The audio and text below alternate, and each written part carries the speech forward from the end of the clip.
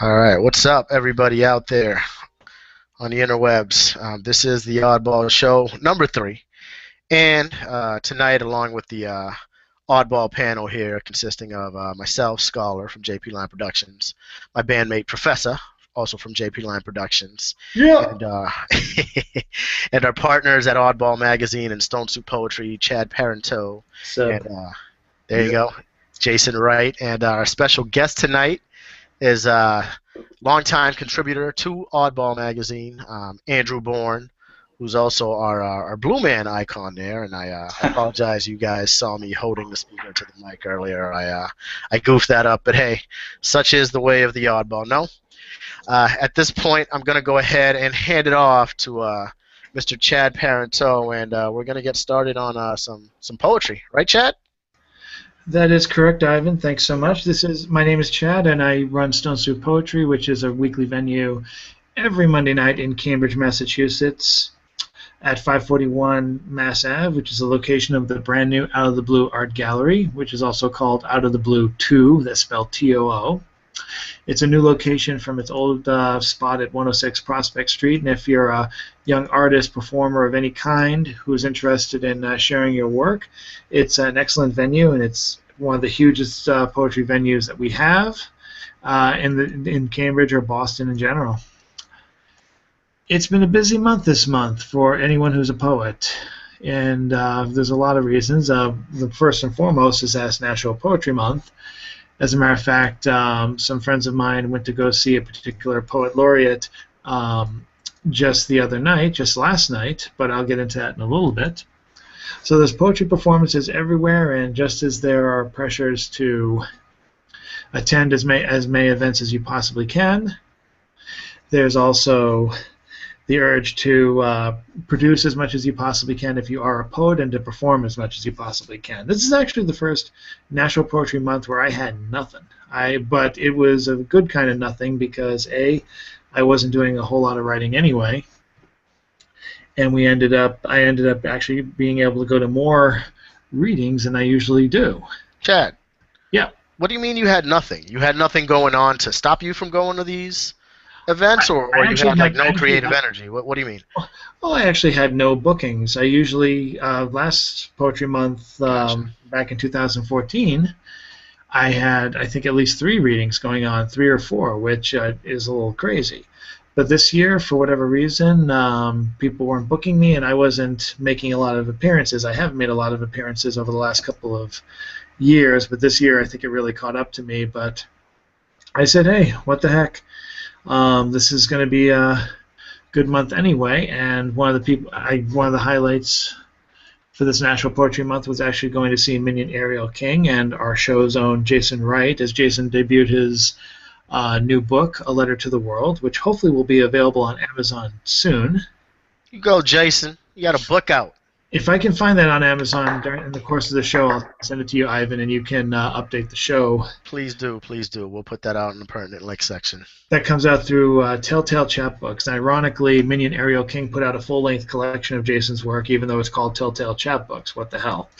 And she put out a really good package, and and we are hoping. I hear little snickers in the background. Is that you, Chris? That was all me. It was the Beavis and Butthead moment of me saying package. No, it wasn't even that. Totally different reasons. Dude, I already said I'm on 15 hours of sleep in like 4 days. I'm immune to your snickerings. And I am hoping to, but I'm hoping that I can actually promote Jason's book on Amazon. It's hard to get a book on Amazon if you're a poet because a lot of the small presses don't deal with ISBN numbers or anything like that. Even my amazing press, Foothills Publishing, they don't deal with the ISBN. And they also have a different format of books. They're actually handcrafted and laced and tied together. So no Amazon. So for a publisher like Minion Ariel King to put out a work of this for Jason and a lot of other poets, hopefully in the future, it's a nice little service. And I highly recommend you check out her presses like Hidden Charm Press, Telltale Chapbooks, and so on and so forth. So again, an exciting month, and the other reason I haven't mentioned yet as to why this is such a busy month for poets is it's National Poetry Writing Month, otherwise known as NaPoWriMo. And there should be a little hashtag or something in the description soon. There is hopefully a link to my blog because I have been partaking in the poem a day for a month. However, I am behind, as I usually am. Generally, I average about a poem a day over a month. I am 3 poems behind and currently trying to get to 2 poems. So hopefully by midnight, I'll have posted and met my goals. Last year, I did not for a multitude of reasons. But for anyone who has not done this challenge, there's other challenges throughout the year. Sometimes presses like Tupelo Press will actually look for writers to volunteer their time to do a poem a day for a month, especially if it's one of their fundraisers. I think they have a fundraiser month coming up in June, so there might be a chance of excuse me. So I think there might be a chance of other people participating, even if you didn't participate this month. My blog's just one of many. I'm going to send a link to Ivan about the NaPoWriMo site, which has links to everyone who's taking place, almost everyone who's taking place. And if you want to take a look at my smatterings, my big goal this year was no haiku, or as I called it last show, the emergency haiku glass. I like that. You don't break the emergency haiku glass if you don't want to, if at all possible. And believe me, I broke it a lot. And last year, 2 years ago, I was brazen about it. I would do a haiku, but then I wouldn't have it count towards I would have it be like poem 1.5. And I would be a real wise ass about it. But this year, they add up in the end, though, right? It's all aggregate. I like that. I haven't counted haikus. I'm trying not to count limericks. Although in the 11th hour, who knows what shame I will gather in the late hours. I only have till about 12, and this will be the most writing I've done all month if I do 4 or 5 poems today, because I've only been able to average like 2 poems a day at my best. Jason, have you ever done poem a month? He's doing it right now. You are doing it. I thought so. Okay. I tried. I'm writing the hashtags. Yeah, that's all Jason does during the podcast. That's all any of you bastards do. Every once in a while. Basically, I just try to figure myself up. So yeah. No, I think it's a crazy challenge. It really does. I'm not a poet per se, but I'm a writer, and writing something every day for a month seems like a real challenge. I wrote 3 poems. I thought you did more than that. Not bad. Well, like 2 days into the month. I started on April 1st, 2nd, April 3rd, April 4th, 5th, and I think I just What'd you do on April 8th, Jason? Hashtag. That's none of your damn business. Oh, good. But I think it's. I really do. I respect it as a challenge. I think it's really. I don't know. I think it's tough, especially the further in you get. I imagine that the first 3 days are pretty easy. The toughest part of it is that there have been ideas that I've wanted to do, and I have not wanted to make them public in the context of the daily blog. Interesting. It's sometimes you cannot control what comes out of you, and sometimes you don't want to share certain feelings, thoughts, or what have you. And I actually ended up in the first week of the challenge just like writing about stuff and individuals and events I would never think that I would have done and posted in real time on a blog. Did you ever compromise that feeling of not wanting to put it out there and just put it out there because you had nothing else going and you needed to stay in the challenge? Or that's what I did this month. That's exactly what I did this month. The first and the next couple of poems I'm posting online, mostly about bad relationships. Some of them as old as 10 years and things I like to have buried, but for some reason it's been coming to the forefront, and that has to be for a multitude of reasons I don't have to get into here because. Right, but you gotta get it out somehow, and it's. So just to talk about my the 3 or 4 poems I wrote, and why I only wrote 3 or 4 poems, is because I wrote a lot of poems on my phone, which just didn't translate to Facebook. That's kind of where you premiere your poems, and I don't. Chad, do you agree? A lot of people just premiere their poems on Facebook. A lot of people do that. I mean, I am old school like crazy. I mean, NaPoWriMo, the challenge has been going on since I think about 2005. Maureen Thorson is the person who was initially involved in it. I'm not 100% sure that's her site. I just sent you the link. I think Ivan, or if I haven't, I'm about to. But the here it is. There, sent. Is it national? Is it worldwide or is it just national? I would dare say it's worldwide because it's the World Wide Web. Yeah, that's true. But it's an interesting challenge, and let's not forget, Jason, you have done more than 6 poems because you do a weekly column. So I mean, it's especially tough for you. I don't do a weekly poem column the same way you do, or Andrew Borne does. We'll get to him in just a minute.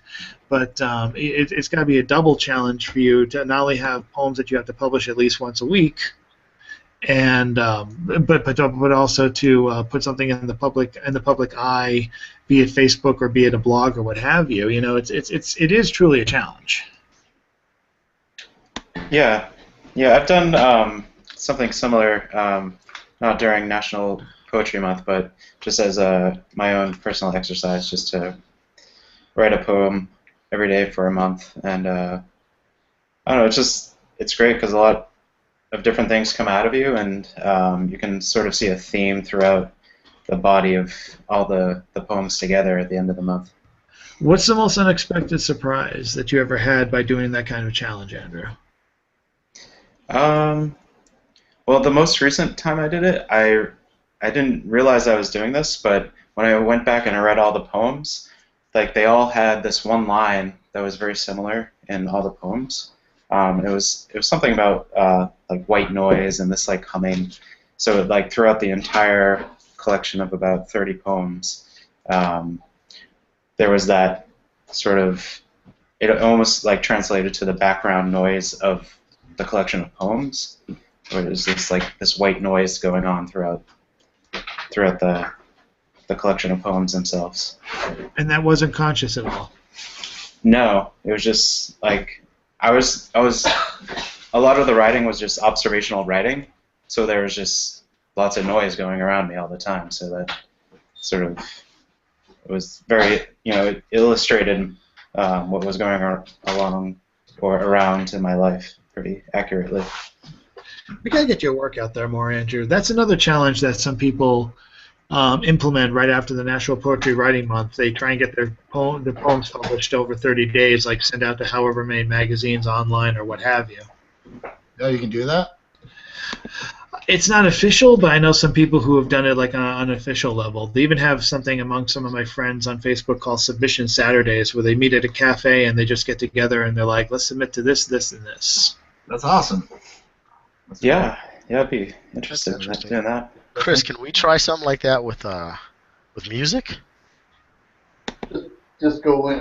Just have a Saturday where we submit. Just have like a Saturday where we meet over coffee and just like send links and music and demos. So like we have a whole list of reverb opportunities that is just like that. Yeah. Submit your stuff here. Interesting. So yes, we need to have that. Thanks for that, guys. That's one of those times where the poetry and the hip hop really intertwine, and you know what I mean. You get something meaningful out of it. That's why we do this, interwebs. That's why we do this. I just pictured you guys going into like 30 different record production companies, just being like, "Here's our demo tape," which might be a good idea as well. Online. That's basically the idea. Yeah, it's an electronic press kit, and it's a handful of our singles, and it's all compiled into one file, and you send it off to several people. Have you guys been doing that? Same idea. And once again, I equate myself as I label myself as the old person because I actually use demo tape in a sentence. I didn't want to put it that way, Jack. Then again, I did say Nas. Like if we're gonna He said Nas. Early. For those of you who might be listening in on this, God help you, that we're using private jokes that, or not even private jokes, jokes that are Well, that's not private. sprinkled. Not that It's on the private. internet. No, but they're jokes that are sprinkled all throughout the second episode. Inside of joke. Oddball. Inside jokes. Yeah, you got to get the archives. You got to go into the archives, which you can find at the JP Line Productions YouTube channel. Google us. We will update the event page and provide the link. I got a question for Jason. Yes, sir. Jason. Yes, So sir. you and Andrew Borne are our special guest tonight. Y'all saw. There you go.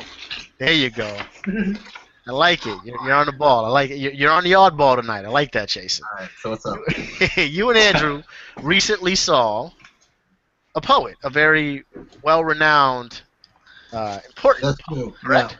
Yeah, we did. We in Peabody yesterday. Charles Simic was in Peabody, and we got to see him read, and I talked to him for a little bit, very little bit, and we bought some books from him, and Which books did you get? I got his newest book. It's called Lunatic. I like poems. Charles Simic's been around since the '60s, and I like poetry that sounds morbid, but I like poetry that fit. Like, he's an older man now. He's like 77, he said, and I like the perspective of you know, Of a life lived. of a life lived and a life that you're gonna lose. So that's why I got that book. But now Andrew, on the other, Andrew bought, and he can tell you this. He bought the whole collection of his life. So I just bought, yeah.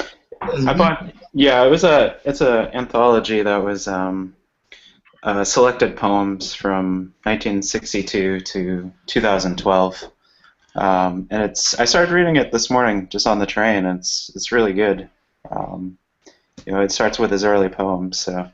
The Dismantling the Silence poems are amazing. I actually got a reprint of his first poetry collection, Dismantling the Silence, and it's pretty amazing. Like, one of the poems in there is like the first poem I ever memorized.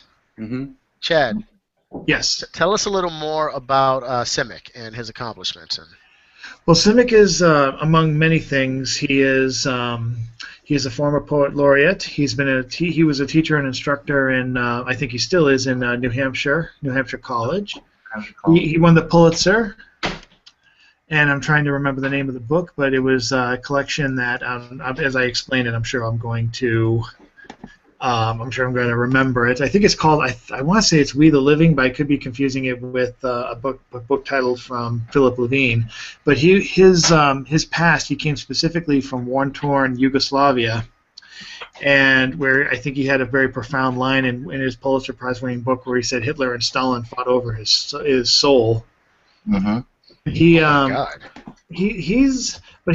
But you wouldn't get. You wouldn't get this. You don't get the sense of like amazing epics and like it's the quieter things with Simic. And I actually had the pleasure of seeing him read back in not in Brookline Booksmith. I had this pleasure of seeing him read in Borders back when it was still open in Downtown Crossing, Boston. What's the Borders? Really? Yeah, he definitely has a No, not really. a sense of humor to him. For, you know, someone that who grew up in basically a war-torn country, you wouldn't expect him to have this sort of this sense of humor that he does. He just really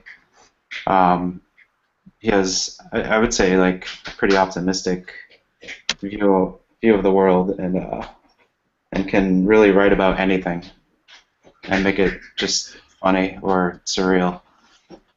His book, The World Doesn't End, is the one that won the Pulitzer. I had to go on Wikipedia to remember that. A very thin volume too. A very quick read in some ways, and I would agree with Andrew in that it's very optimistic. You don't get the sense of the war. I mean, probably because he was a child then, and everything had that surreal flavor even back then, which probably feeds his work even today.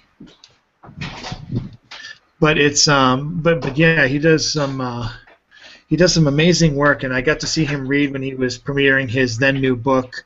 I think it was called Walking the Black Cat, and and I think I got like 3 or 4 of his books. I became obsessed with him because I read him in my senior year of college. I actually remember reading pieces of his in the New Yorker sometime before then. So I was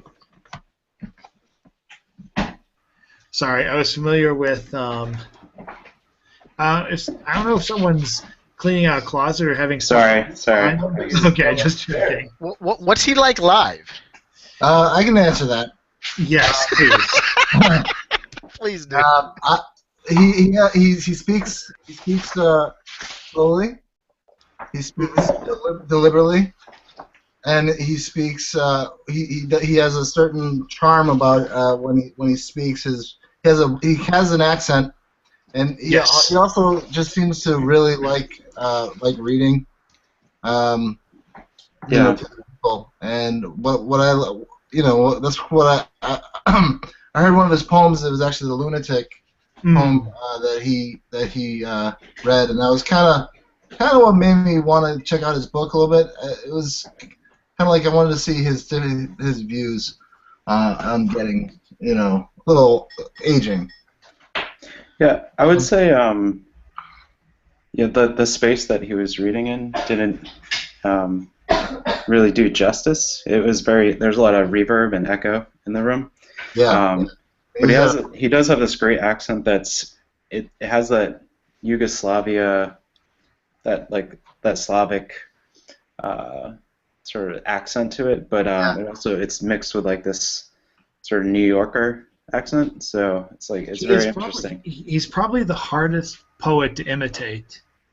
In terms of, I've had poets I've had poet friends try to impersonate his voice. The closest I think anyone came was my friend Jim Burley, and then I had to say, you sound like Boris bad enough when you did it.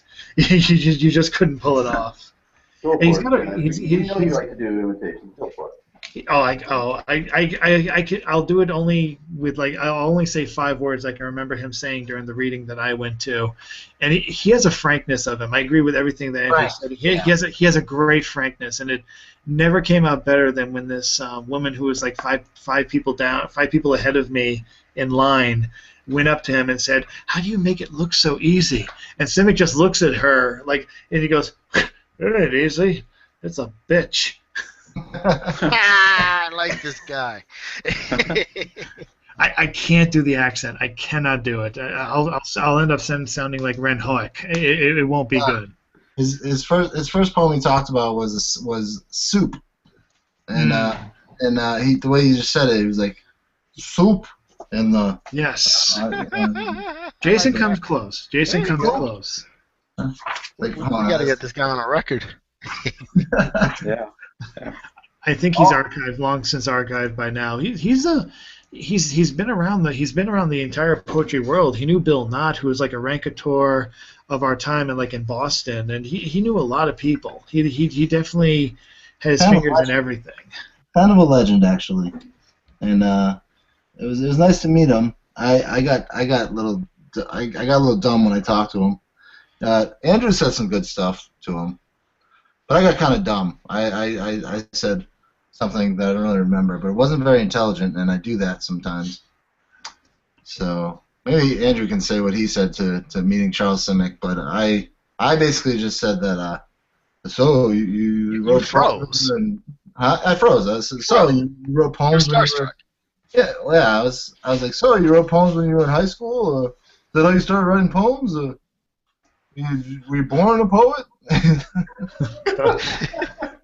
Such a dumb. I love how Jason's voice turns like Yogi Bearish when he's trying to describe his dumb voice. Hey, how are you doing? Yes, it's a quiet Smarter voice. than the average bitch. God. It ain't easy, boo boo. It's a bitch. If I had a couple of glasses of beer or something, I would probably been able to talk to him. But I was not drunk at a poetry reading. I salute anyone who can meet a hero or an idol or even just someone they admire. The last poetry festival, Massachusetts Poetry Festival, we'll get more into that later, but the last Massachusetts Poetry Festival had Philip Levine who another Pulitzer winner, I believe also another poet laureate. Fantastic poet, taught at the University of Fresno, was very much known for his working class poems. I absorbed him in college, and I finally got a chance to meet him just a few months before he died, maybe a half year before he died, and I decided I wasn't going to screw it up by just saying, I just want you to know, I love A Walk with Tom Gesherson and this, I even have your memoir, which no one said was that, what they said wasn't that great. I just couldn't do it. I couldn't do it. I just said, I said thank you, and I left, and that's the level at which I felt. There you go, short and sweet, huh? I had to. At that point, I'm like, this could be the last time. Yeah. Hey. Andrew, what was it like when you met him? What did you say to him? And was Jason's, I guess, a recount of his story, was he really that bad? Did you see it go down? Did he really freeze like that, or is he?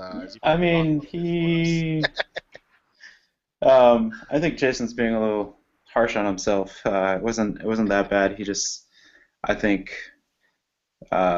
Jason just felt a little awkward talking to him, and that sort of came across in the conversation. But it was just like, hey, how you doing? He's signing the books. I just said, thank you for coming here to read. I really appreciate it. And he lives in New Hampshire, and I lived in New Hampshire for a while, so I think I said something about living in up in Newmarket, New Hampshire for a while. Oh, there you go. So that was the extent of it, and then we just sort of moved on. Well, I gave him my business card. Yeah. Did you really, Jay? Nice. No, but it came off kind of like, I was like, hey, man, were you a poet? So you froze, and then you gave him your business card? It was ridiculous. It was so dumb. It was like, hey, great read. Would you like to be on Oddball Magazine sometime?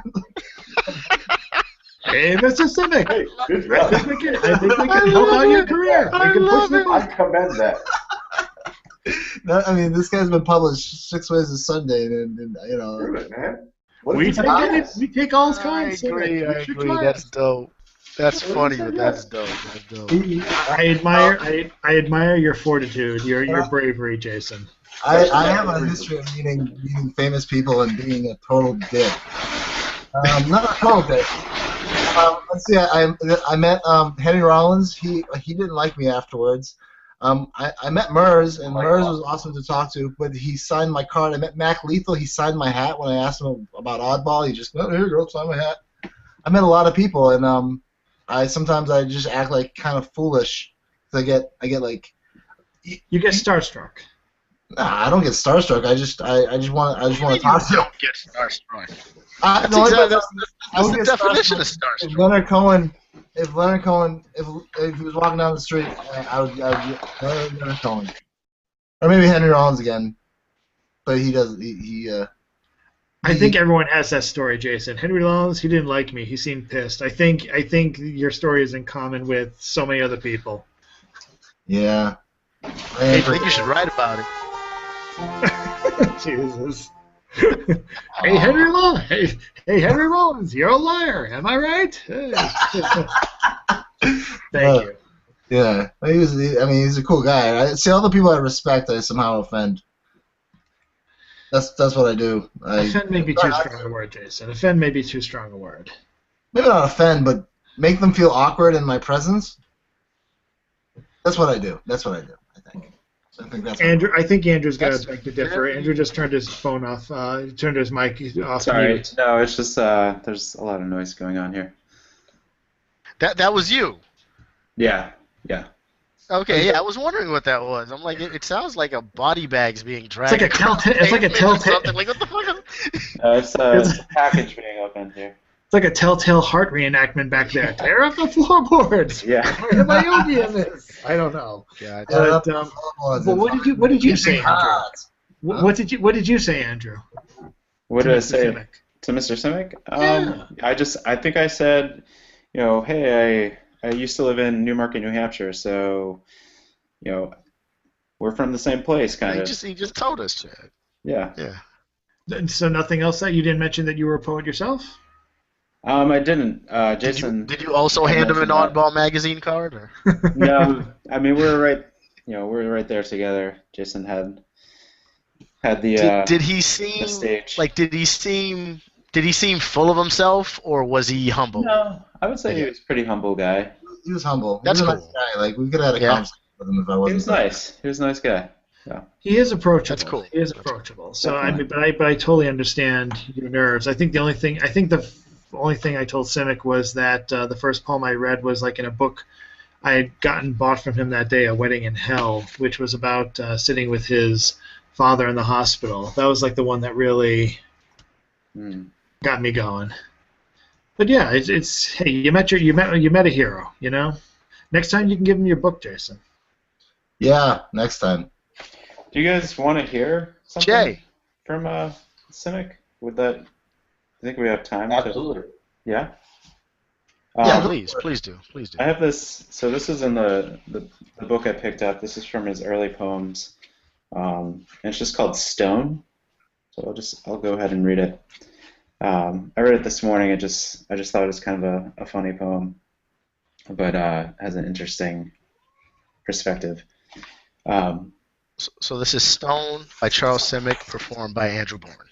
yep. Stone. Go inside a stone.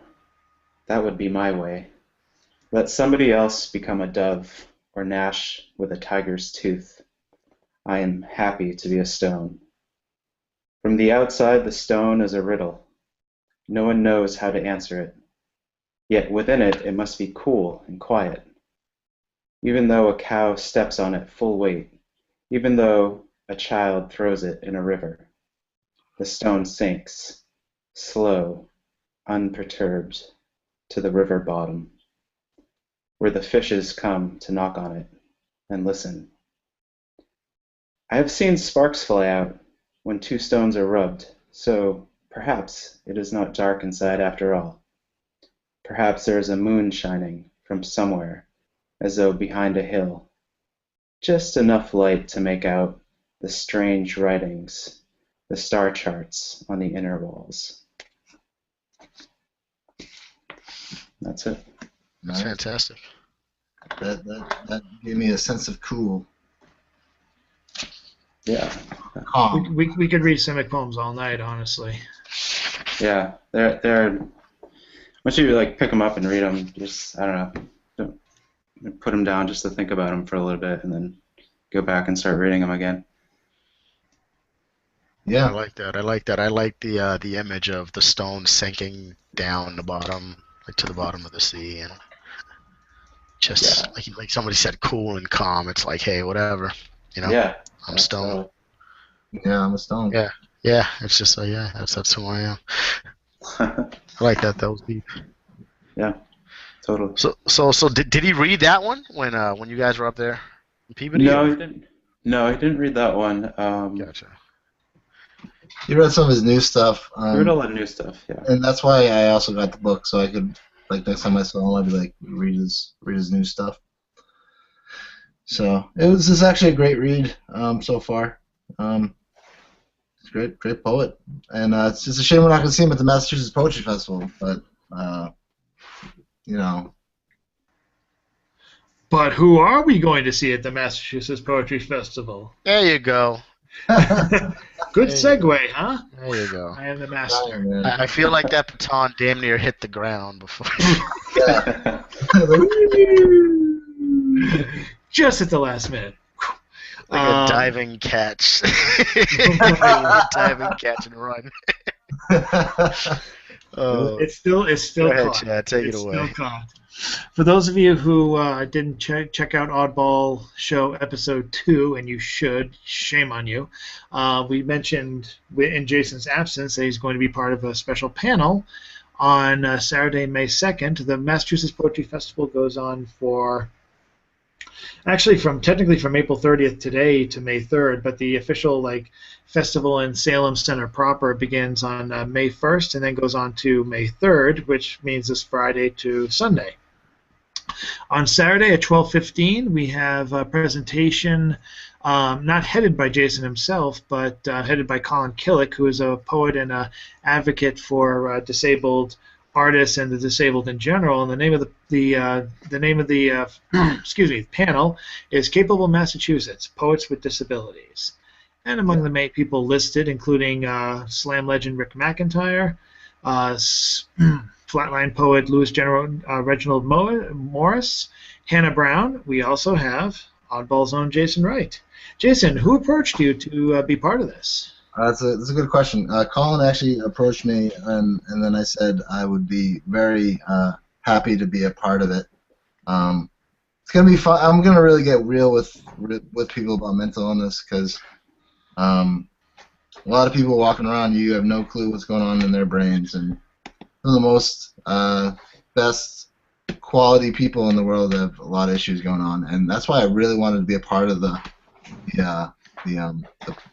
panel, and I'm really looking forward to it, and I'm going to write some stuff down so I can sound intelligent talking to people. You'll do fine.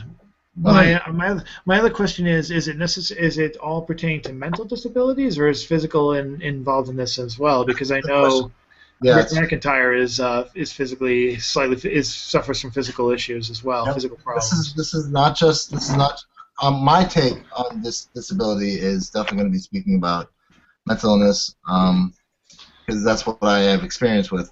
But there's going to be it's all about not disability, but poets have ability. That also have. I like that. Just take the dis right out of the equation, huh? Yeah. I like that. I mean, I'm really looking forward to it, because it's gonna be a great read with some awesome, energetic poets who are real wonderful poets. It's gonna be great. It's a good time. Are you gonna read stuff from your book? Yeah. I'm gonna read Letter to the World to people. Nice. I'm gonna try and get some copies of it, but right now I'm working on getting more copies. But yeah. The title of the poem comes from a dedication to a friend who committed suicide. Am I thinking correctly? No, she passed away from complications of diabetes. Oh. And she was a wonderful person that inspired me as a teenager. She was writing poetry that was remarkable at an age when I was just barely picking up the pen, and she could write about anything. And not only was she a wonderful person, but she was also charitable. She started a charity called High Five for Charity that I was a part of, and it was just a youth movement, and she was just an all-in-all really good person who passed away way too early, and she affected my life, and that's why I dedicated that poem to her. Is some of her work in your book? Actually, no. The only poem you will find of hers is in one of my zines from Oddball Magazine. Gotcha. The first Oddball Magazine in 1998. Okay.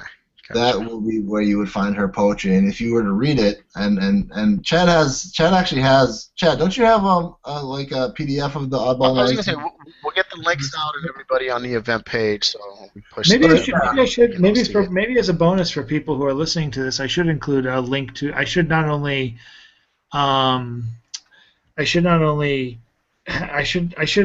upload that PDF to maybe my website or somewhere else so it can be downloaded. So just offer it as part of the link for anyone who is nice enough to support us and listen. That's a great idea, and if you've gotten this far in the conversation tonight, you deserve something, people.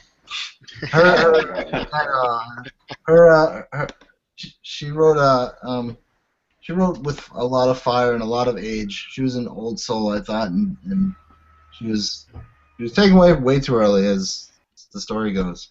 So I dedicated my poem, A Letter to the World, to her, and that's the title of the name of the newest book. Do you want to read it? Yeah, I'd love to. Please do. Okay. Do you need a second? Will you give me a second? I wasn't. Yeah, that's fine. That's fine. Okay. You can. You know what? I've got a song queued. Let's see here. There we go. This is Poetry by Boogie Down Productions, KRS-One.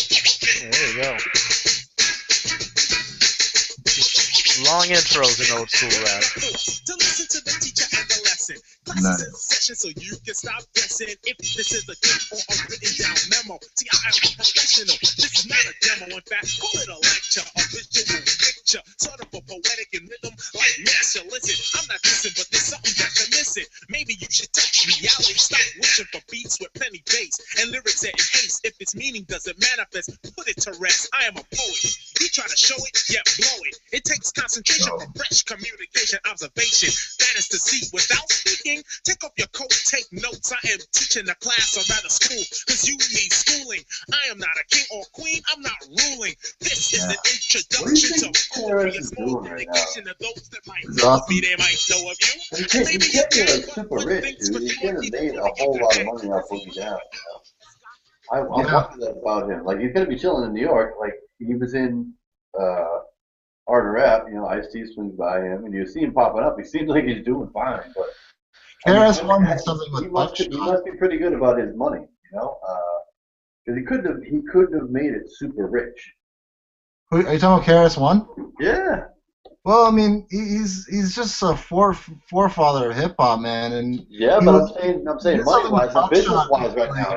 He's not had like Immortal Technique on it, and it was fantastic. It was a great. It was just a few years back. It was a Buckshot and KRS-One. It's a dynamite album if you can check it out. Maybe that's what he does. He just charges for appearances, like enough to like make a living off of it. Yeah. So I don't see. Well, I mean, he was out. Go ahead. You know, guys, I have a letter to the world. If you want me to read it. Oh yeah, heck yeah. All right. Okay. So thanks for giving me the time to read this, guys. This means a lot. So, a letter to the world, dedicated to Amanda Wilding. I want to write a letter to the world that never wrote to me.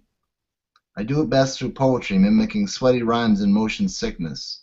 A poet standing tall, speaking wisdom, maybe not knowing the world as you may see it. Severed synapses keep me constantly thinking.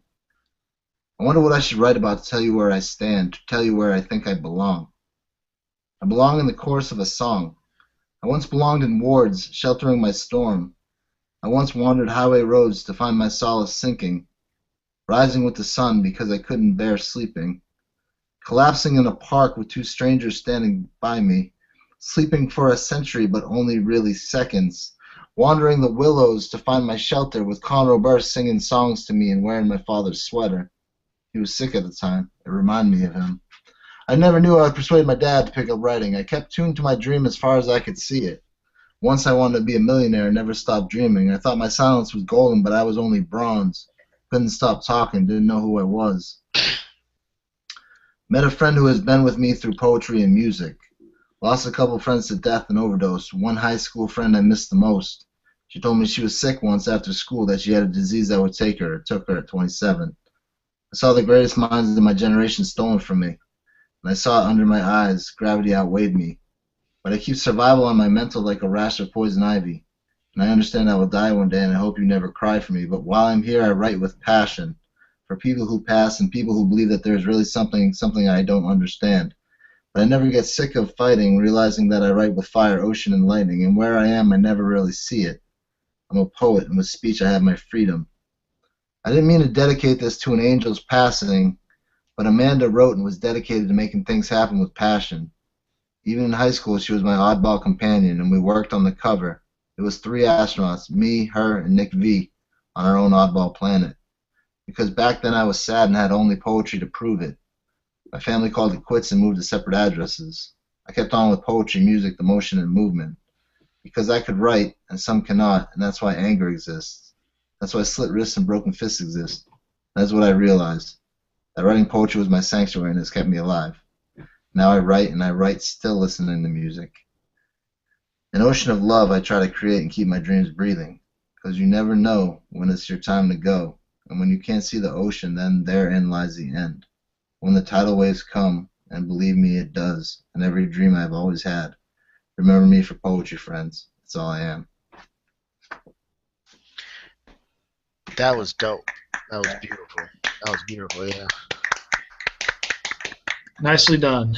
Thank you so much. Thank you. Poetry is your sanctuary. I like that, man. I like that. Yeah. I feel like that was actually one of the. Did you do a video of that at Stone Soup? I might have. That was one of the first things I ever heard before I knew you. Oh, really? It might have been. I think Yeah. actually, I might have. I think Chad might have that on video. From Stone Let me Soup. see. Let me see if I can find it. I'll send a link out, and we can include that in the description again. There we go. There we go. All right, let's get some energy into this podcast. That was good. That was good. I'm saying I want to get back to something Chris was saying. Actually, I want to ask you about it, Jason. You were saying something along the lines of, can KRS-One still make money?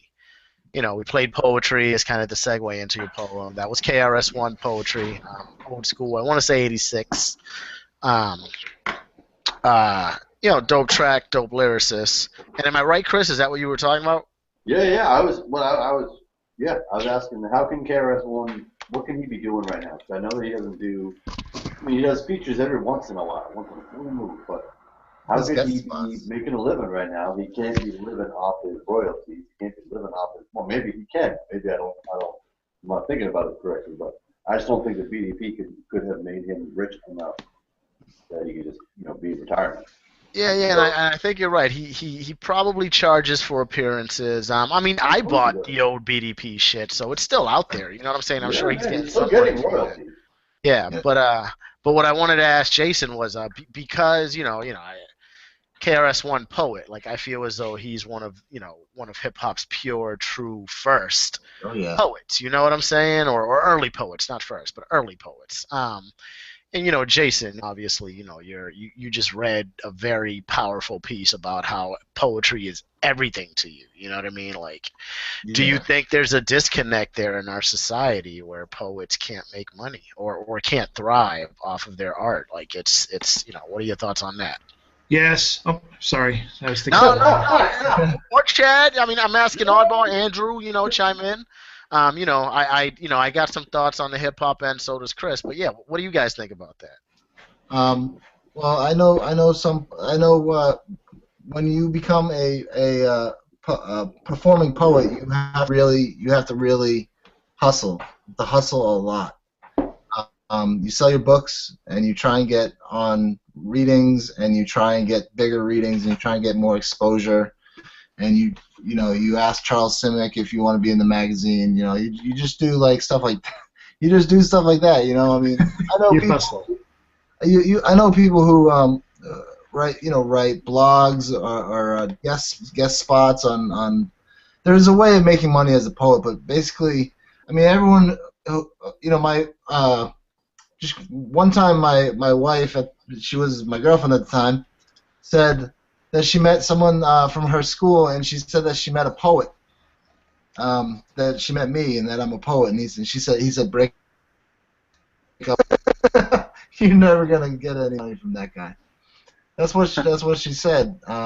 Really? That's what this guy said, and it's kind of true because you're either a poet or a teacher and a poet, or a writer and a poet, or a carpenter and a poet, or whatever and a poet. Mm-hmm. But you can't just be a poet. I don't think so. Or you can, but you can't be broke. You can try, but it's very hard. You also have to.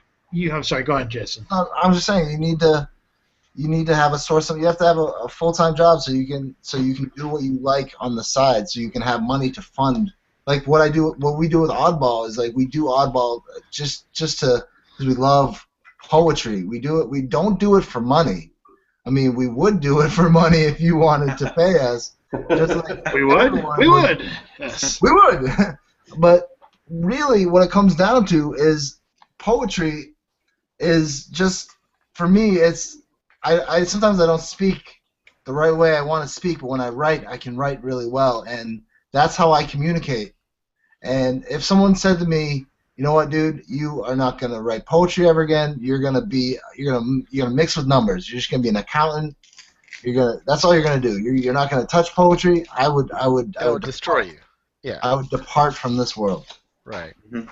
So that poetry is about love for words and writing and just sending your message to people, because honestly, not everyone's gonna hear your message, and the only way to make your life matter is to show people that it matters through your words.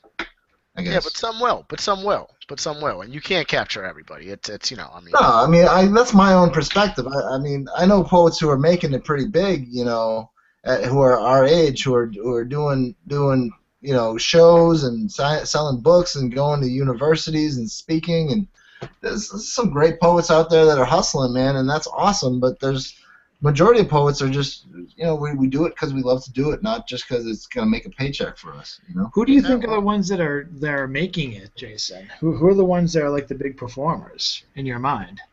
I thought he was talking about you. No. Come on, Jason. Who are you thinking of? You know, Twasn't me. well, I mean, I would have to say, you know, I think Matt Gannam is doing a fantastic job. You know, he had a book. He was hustling it forever, and he's doing a lot of shows and stuff. He's doing great. But do you think he's actually making money doing it? Yeah, he's. I mean, I don't know. I mean, I don't know. I haven't talked to him in that. Like, you know, what's, you know. But I'm just saying. Chad's ball. I'm just saying, like, people can make money off of poetry. It's just you gotta hustle. You gotta grind, and it's the same thing as hip hop. I mean, but It is. I think the idea of if you get an agent, I think you'd be okay as a. I think that's how you. I don't know. That's what they say. If you get an agent, then they get you gigs and stuff like that. But I don't know. People who don't have that knowledge are just kind of gigging around, giggity. Yeah, I think it's similar to, you know, other art forms where you just can't. It's hard to make money off of it without.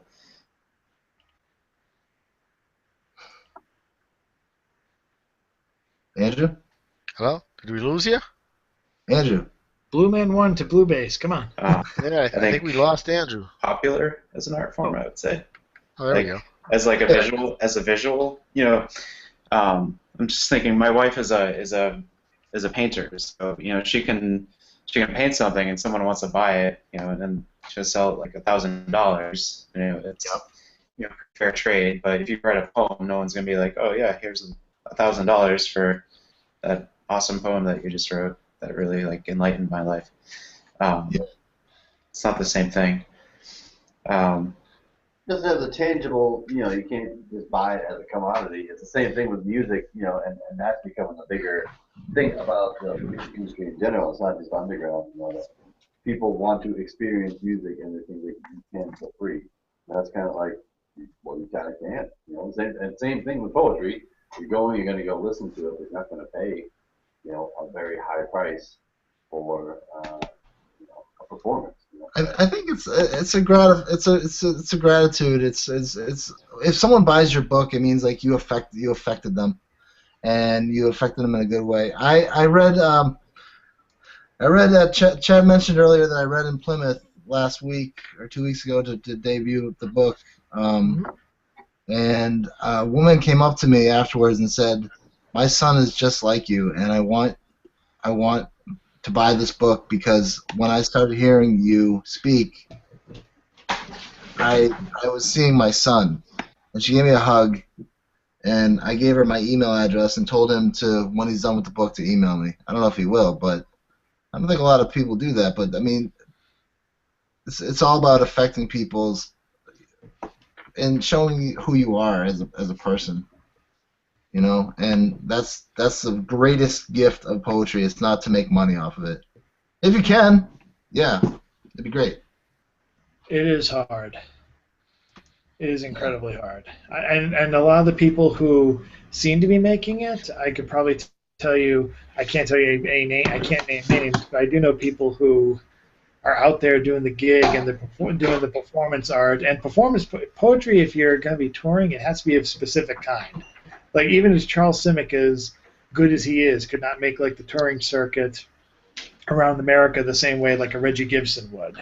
Yeah. You know, unfortunately they could not. And even those people who can, You know, a lot of even those people who do, I do know of at least one or two poets that have, like, let's just say supplemental income, like of a giant nature, which allows them to do that. Like drug dealing. I'm just saying they come. I'm just saying at least one or two come from money. So let me tell you another couple people who have made it. A lot of people start off as slam poets. Saul Williams was a slam poet. Mm-hmm. Sage Francis was a slam poet. Yep. And these slam poets end up becoming hip hop artists.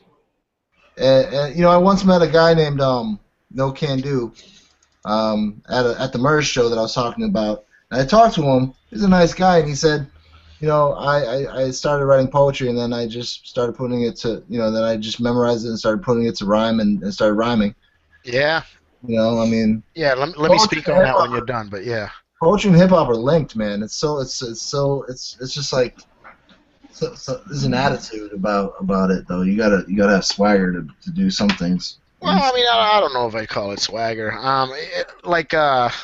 It's what you just said about poems becoming rhymes. That's exactly the evolution that I took. I was writing poetry when I was a kid, and I'd always throw them away.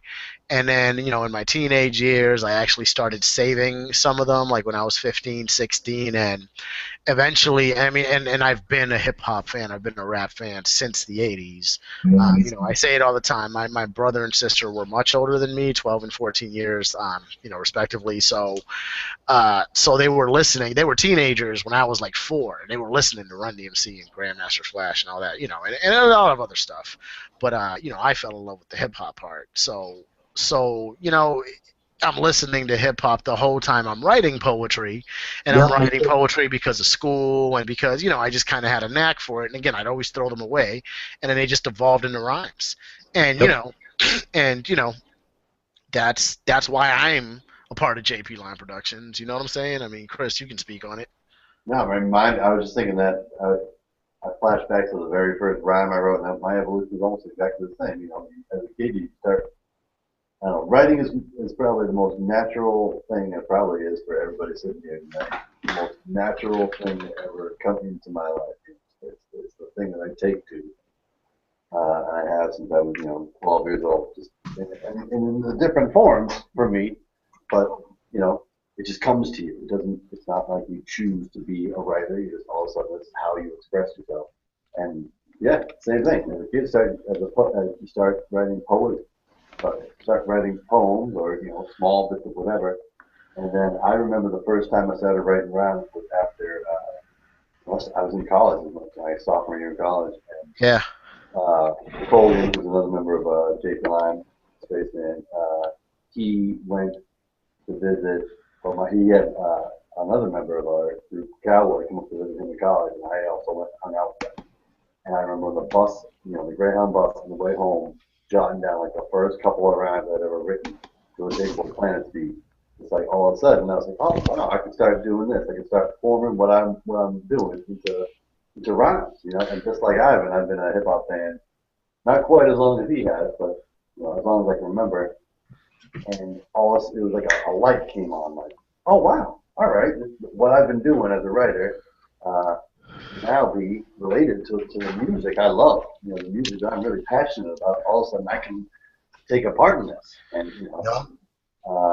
it really is. It was a crazy transition.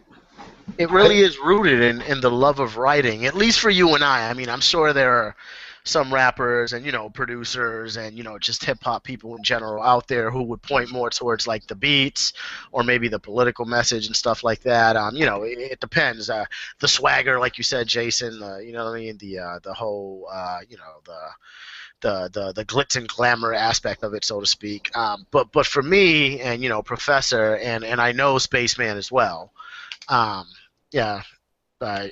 It's really rooted in the writing. It's rooted in the fact that we love to write, and hip hop, rap music, writing lyrics, writing rhymes is like an awesome, like it's a natural way for us to to get that energy out, to get that writing out. Some people like to write short stories. Some people like to write poetry. Some, we like writing rhymes and putting songs together. I mean, there's a musical aspect to it too, because once you start putting the music to it and composing a song, then that you get that whole other element also. But at the at the end of the day, it starts for loving to write and being able to express yourself best through that medium. I mean, I think I've been writing rhymes for a long time, and I equally enjoy hip hop as much as I love Bob Dylan, Leonard Cohen, and Conor Oberst. I love lyrics. I love smart lyrics, and there's you got the lyrics of Conor Oberst from Bright Eyes, and then you have Murs, or you have KRS-One. You have people who have real good messages, and also Ninth Wonder has like the beats. Then you got DJ Babu from Dilated. He's got these you got the idea of hip hop is a beautiful thing. The whole history of it. It's really a passion of mine. And if I can chime in real quick, I just love the fact, the list of rappers and MCs and acts that you just named is so different than awesome. what a lot of. Thank you. Go ahead. You tell me. No, go on. Go ahead. No, I was just gonna say, it's compare. Someone else would have been like, oh, well, I like Wiz Khalifa, Drake, Kendrick Lamar, and maybe Eminem or something like that, or Lil Wayne, or Nicki Minaj. It's just like you just went in a whole nother direction with that, and that's what you love. That's the hip hop that speaks to you, and that's what I think is great about hip hop, and really poetry in general. Like, there's so much of it out there that you can really you have a lot of options as far as what it is that you identify with and what it is that you like the most. You know what I mean? Ninth Wonder, you name some people. I love hip hop. I've been listening to hip hop forever, and you name some people that I know who they are, but I don't know their music like that. You know what I'm saying? If you were to check out Ninth Wonder, the first album that I would recommend is, there's 3 albums. There's Little Brother. He did all the beats for Little Brother, which is Fonte and Big Pooh, and Sean Don, and that album is called The Minstrel Show, and that's produced by Ninth Wonder, and that is a fantastic album from start to finish. It's a fantastic. Yeah, you know that album? It's so good, right? And then Ninth did another album called the Dream Merchant, and he did the Dream Merchant 2. And those albums, it's got just the craziest hip hop on it. You got MOP on it. You have. I like MOP. Yeah. You got a lot. You got Sean P on there. You got Sean Price on there, and you got just some really. Let me ask you something, and not just you, but the panel. And Andrew, I want to hear from you too. I think Jason told me earlier, or typed to me earlier, that you do like hip hop. So, would you say, would you guys say that hip hop today? Because I think hip hop in the old school is that poetry. I think I think this particular panel wouldn't hesitate to say yes, maybe I'm wrong, but hip hop today, at least the mainstream stuff that gets pushed to us, not necessarily the people that Jason just named. Is that poetry? Is that ratchet hip hop poetry? That radio club oriented, money oriented? Is that poetry, or is that something else? That's still poetry, man. Yeah? Yeah, it's still poetry. All right, so you say poetry. Andrew, what do you say? I mean, Be honest.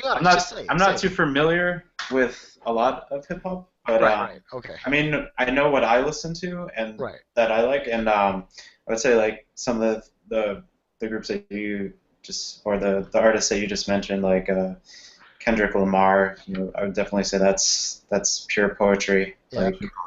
His albums are great. Or I like Killer Mike and Run the Jewels.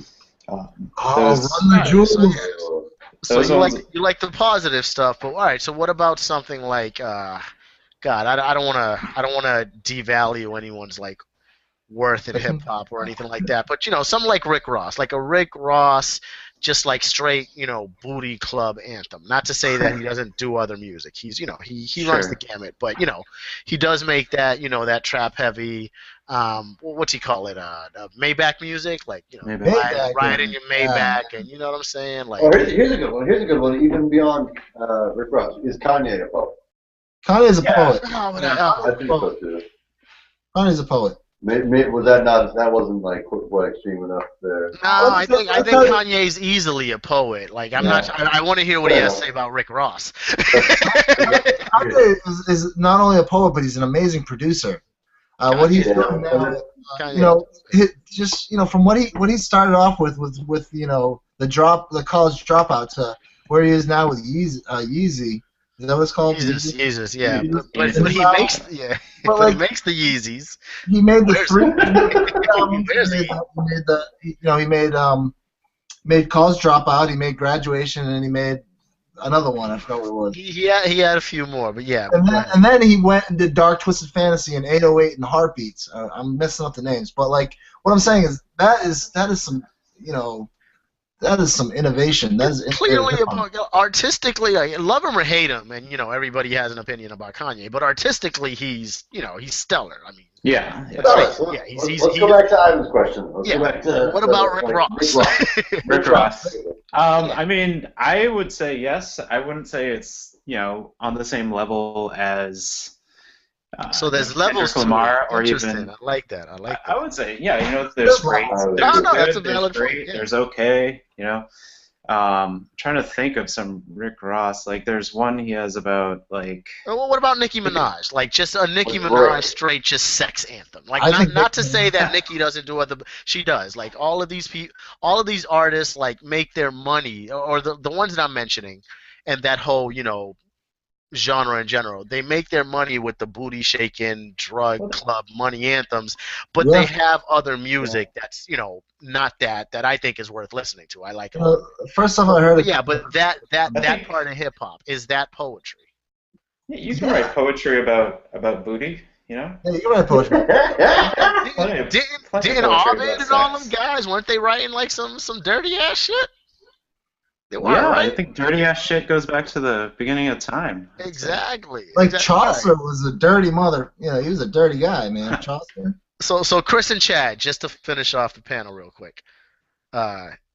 Yes, Paul. Oh, we lost Chad. We just lost Chad. Wow. Let's keep up I guess he got afraid of the poetry question. That's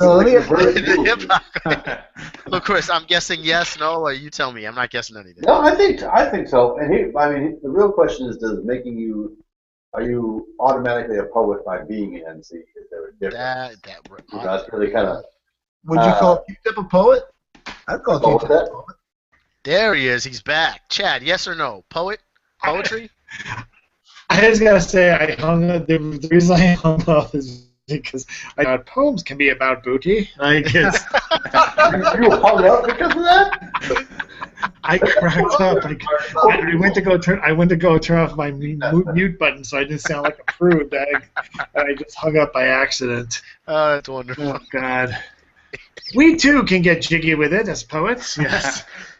I don't mean to segue, but you did an amazing. I don't know if the listeners out there actually check out JP Lime's articles on, but they write a lot of good hip hop articles, and they're amazing. I remember the last one you did about Will Smith. A lot of people write him off as a bad rapper, but that guy's a great rapper, good storyteller. One of Ivan's favorites. Yeah, I can talk for hours about Will Smith. I won't. But Will Smith, first of all, he comes from that, mid 80s to late 80s era in hip hop, that golden age. And not only does he come from it, like he was doing his thing. Like he was popular then.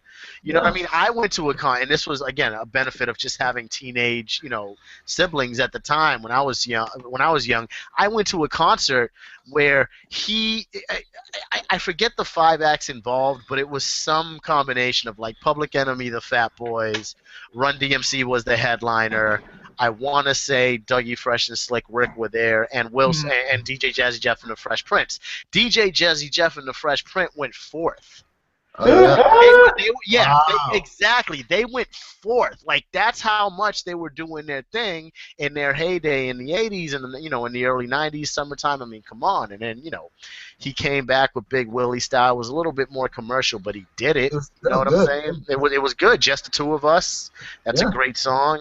He's a very underappreciated, artist in hip hop, and it's because hip hop has this hip hop grew into having this hardcore edge, the whole thuggish element to it, and I'm not saying thuggish in a negative way at all. I'm a huge Tupac fan. You know what I'm saying? Like it's not even about that, but it just got a little gangster, a little hardcore, and when that got introduced into hip hop and got popularized, Will Smith all of a sudden lost a lot of his hip hop credibility, and that's ridiculous to me. Let me tell you the As a rhyme. storyteller, my article was about him as a storyteller. If you listen to his lyrics, you can see what he is talking about. He's very vivid. Yeah. But go ahead, Can I Jason. tell you what? Okay. Will Smith doesn't have to swear in his records. Well, I do. So fuck him and fuck you too. Boom. That just totally tore down Will Smith. He didn't tear him down. He didn't tear him down. He said That's very true. the truth. Yeah. Yeah. But I mean, If anything, that's a big up to Will Smith because Slim Shady sold a lot of records, but so has Will Smith, and he doesn't have to swear. And Yeah. Slim Shady has to swear. I'm not knocking Eminem, but I'm just saying, if anything, you could spin that to be like that's a good thing for Will Smith. There's an online show from this guy who calls himself the Rap Critic, and I remember him actually doing a joint video with someone about Will Smith, and he related a conversation. I guess someone heard it from Kanye West himself that Will Smith definitely has the chops, and the only reason he doesn't make more albums is because he makes the money that he needs or wants as a movie star. Yeah, of course, and that's the thing. I mean, he's that talented a dude. He turned down, I want to say, an MIT scholarship. It might have been Harvard. I'm pretty sure it was MIT to do rap.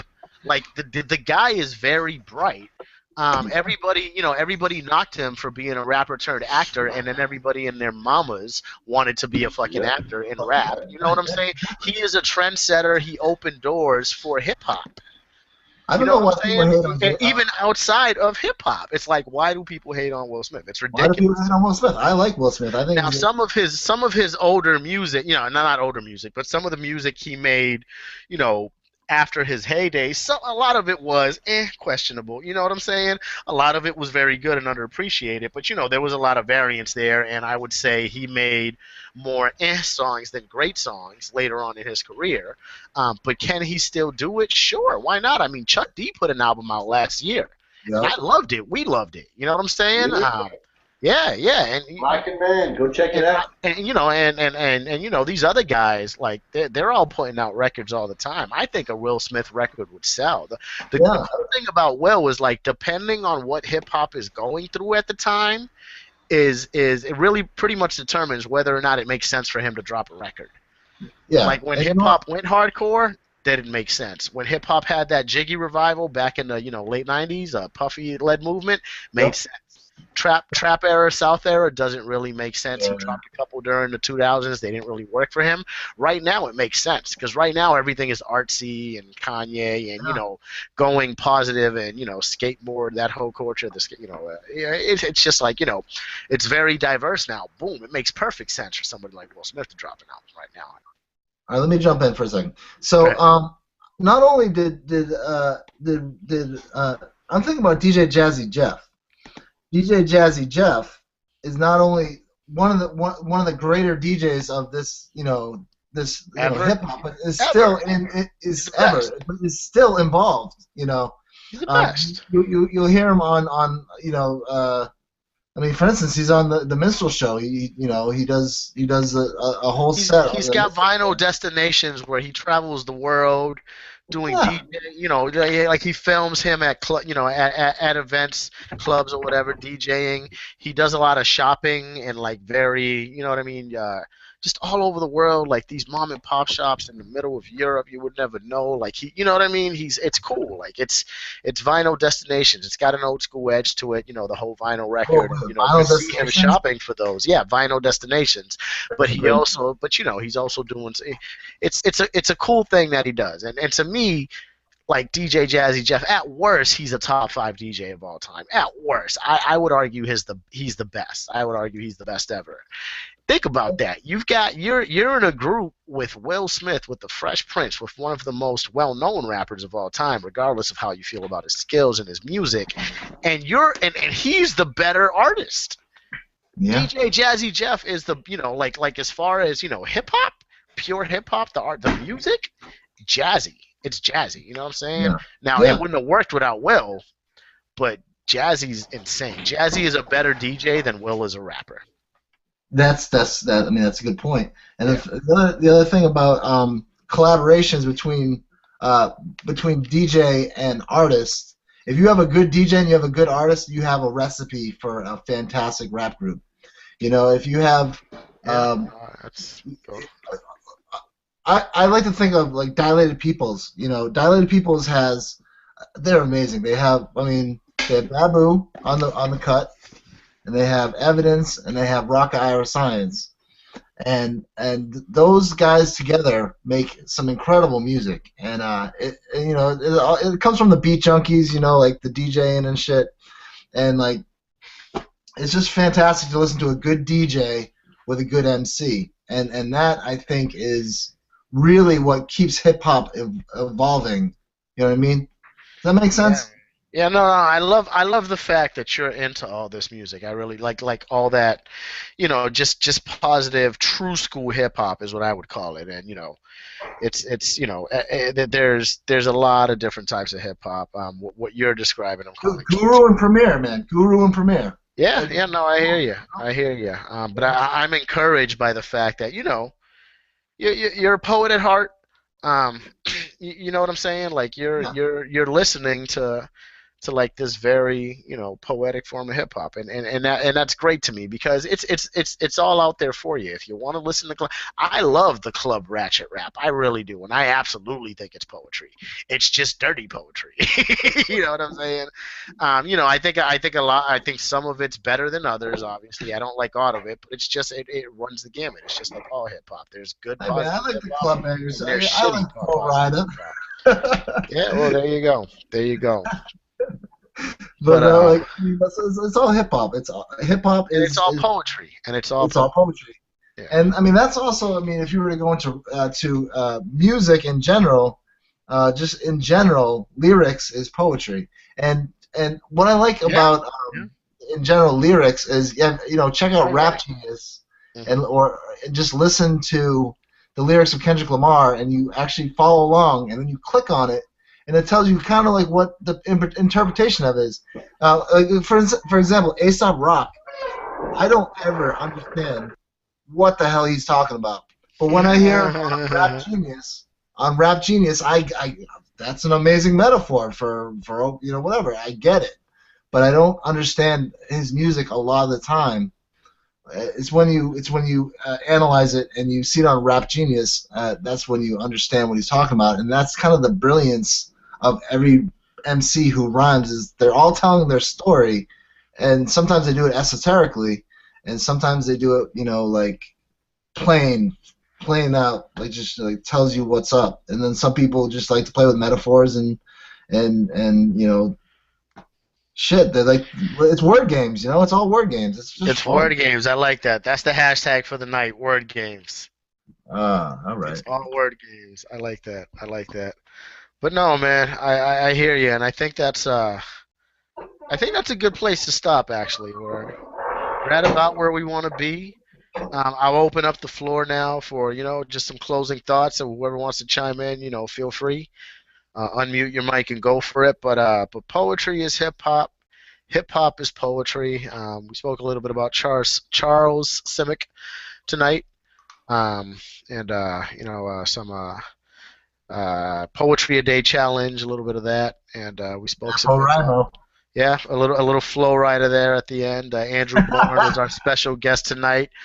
He read a fantastic piece Yeah. by Simic, the Stone piece, which I really liked. Jason Wright, who's got a book. What's the name of the book, Jason? Book is called A Letter to the World. Where can the world receive your letter, or where can the world purchase your letter? That's a good question. I don't know yet. Once I find that out, I'll definitely let you know. We will update the event page with all pertinent links as we always do, so look out for that, everybody out there in the cyber world. Andrew, thank you for joining us tonight. Definitely appreciated your reading and your perspective. Feel free to join us anytime. Yeah, thanks for inviting me. It was great. It's good. It was good great. talking with you guys. Would you read their poem that you wrote today to end off the show? We'll do it Sure. that way? Yeah. All right, well, Chad and Chris, anything to add before Andrew closes us out? Just I did find the Oddball zine that Jason was alluding to, and hopefully by the end of tonight, I'll have it as a link that I can send to JP, and they can put it as part of the show. So you can actually get a little piece of Oddball history, and hopefully Jason will write some annotation notes that we can put in Oddball Magazine one day. Yeah. Oh, actually, there's some big things happening. I've been speaking with some people, and we might actually be having a magazine. I'll talk about that with you guys at a later time. Well, details to come. I'm curious about. I want to talk to you about that one offline, Jay. Yeah. Yeah, that's a hell of a bomb. I just found out. I know. I just found out too. I'll talk to you about it. Professor, what's on your mind? There's lots of places to find out all about Oddball Magazine and JP Lime. We are both very active on Twitter and Facebook. So come check us out on both of those pages. Become our friends, our fans, and our followers. We also both run excellent online magazines. Check out weekly on the JP Lime and daily on the Oddball end. So that's oddballmagazine.com and jplimeproductions.com. Your one-stop shop for all things Lime. Please come check us out. Tweet at all of us at Dr. Prof Esquire, at Scholar_JPL, at Man the Storm, and at Chad Parento. Andrew, you on Twitter? No. Yes, I am. But I. We'll update that page on Andrew's Twitter. I'm not going to tell you any more about it. Hey, don't forget at JP Lime and at Oddball Magazine. Yeah, absolutely.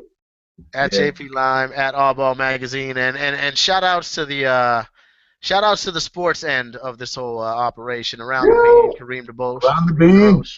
At Around the Bean, at Rainman23. Andrew. Yeah.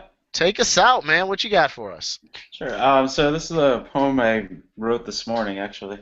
Go for it. For Oddball Magazine, my weekly column, 7 times.